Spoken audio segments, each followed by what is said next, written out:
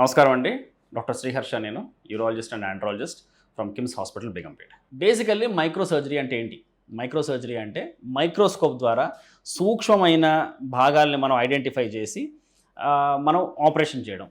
So varicocele surgery microscope ద్వారా చేయొచ్చు. వేజెక్టమీ reversal microscope ద్వారా చేయొచ్చు.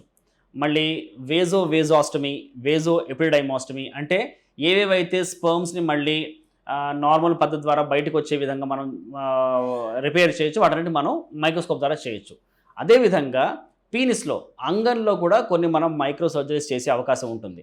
దాంట్లో మనం ముఖ్యంగా చెప్పుకొచ్చే సర్జరీ ఏంటంటే రక్త సరఫరా సరిగ్గా లేక ఆ రక్తనాళాలు పాడైపోయి పేషెంట్కి ఎప్పుడైతే అంగస్తంభన దెబ్బతింటుందో అప్పుడు మనం చేసే ఆపరేషను. సో ఈ పేషెంట్స్కి మనం ఎప్పుడైతే ఈయన రక్తనాళాలు పాడైపోయాయని తెలుసుకుంటామో వాళ్ళకి ఇనీషియల్గా మనం కొంతమందికి మెడికల్ మేనేజ్మెంట్ ఇస్తాం. మెడికల్ మేనేజ్మెంట్ ఇచ్చిన తర్వాత కూడా కొంతమందికి ఇంప్రూవ్మెంట్ రాకపోతే ఇంట్రా క్యావర్నోజల్ ఇంజెక్షన్ అంటాం. అంటే పీనిస్లోనే, అంగంలోనే కొన్ని ఇంజెక్షన్స్ మనం ప్రిస్క్రైబ్ చేస్తాం. అవి సెల్ఫ్ ఇంజెక్టెడ్ మెడికేషన్స్ అనమాట. సో ఆ ఇంజెక్షన్స్ కూడా ఇచ్చినప్పుడు కొంతమంది పేషెంట్స్ ఇంప్రూవ్ అవ్వరు.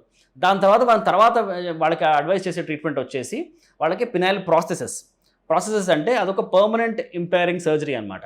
అంటే అంగం లోపల మనం 2 రాడ్స్ లాంటివి మనం అమర్చి పేషెంట్ అంగ స్తంభించే విధంగా మనం చేయొచ్చు. కొంతమంది పేషెంట్స్కి ఈ సర్జరీకి ఒప్పుకొని వాళ్ళు మైక్రో సర్జరీ కావాలని కోరుకున్నప్పుడు మనం అది కూడా వాళ్ళకి అడ్వైస్ చేయొచ్చు. దాని సక్సెస్ ఏ మాట కామాట కొద్ది తక్కువగానే ఉంటుంది.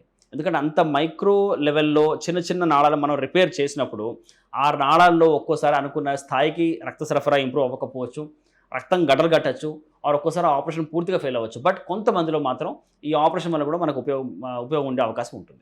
మీరు తీసుకునే అదే మందులు, అదే నాణ్యమైన మందులు, కానీ సగం ధరకే.